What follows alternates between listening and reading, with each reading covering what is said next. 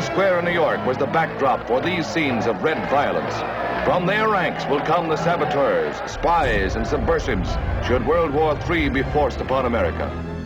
At the height of the anti-communist hysteria, the real danger to America came not from the Reds, but from the so-called Red Baiters.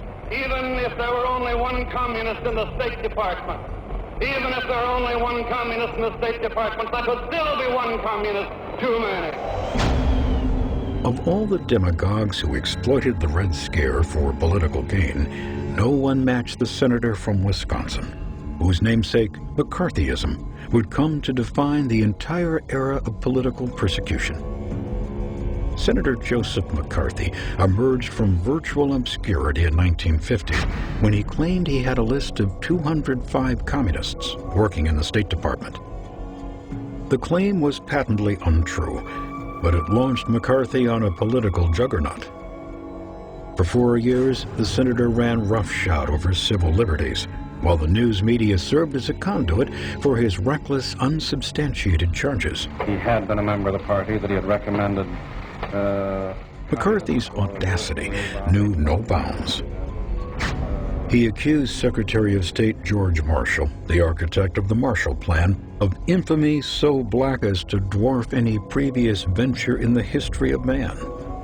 He threatened President Truman and suggested the Democratic Party was a bedfellow of international communism. The hysteria of McCarthyism seeped into every aspect of American life. People rushed to condemn friends, neighbors, and co-workers. Many were fired or shunned for perceived left leanings.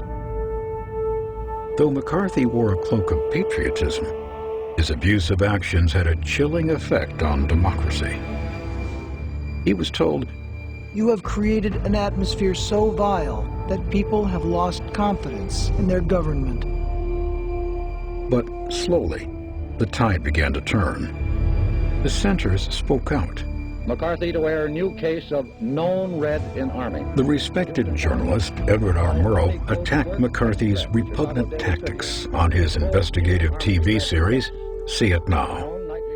1 month ago tonight, we presented a report on Senator Joseph R. McCarthy. We labeled it as controversial. McCarthy remained characteristically defiant. If I am giving comfort to our enemies, I ought not to be in the Senate. If, on the other hand, Mr. Murrow is giving comfort to our enemies, he ought not to be brought into the homes of millions of Americans by the Columbia Broadcasting System. With his support withering, McCarthy pitted himself against the U.S. Army in an investigation of charges and countercharges concerning clout, favoritism, and communist cover-ups. Unless we make sure that there is no infiltration of our government, then just as certain as you sit there, you will see a red world.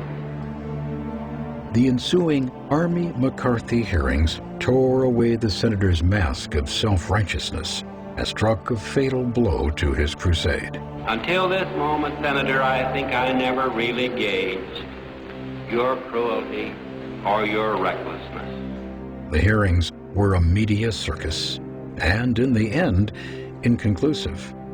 But for the tens of millions of viewers who tuned in to watch, McCarthy was revealed to be an arrogant, blustering tyrant. The American people have had a look at you for 6 weeks. You're not fooling anyone either. The American public had seen enough. Nearly overnight, McCarthy's immense national popularity evaporated.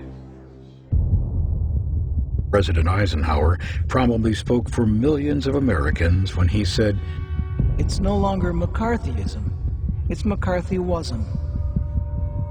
3 years later, Joseph McCarthy died, probably of complications from alcoholism. He was 48 years old. McCarthy faded, but an unsettling question remained.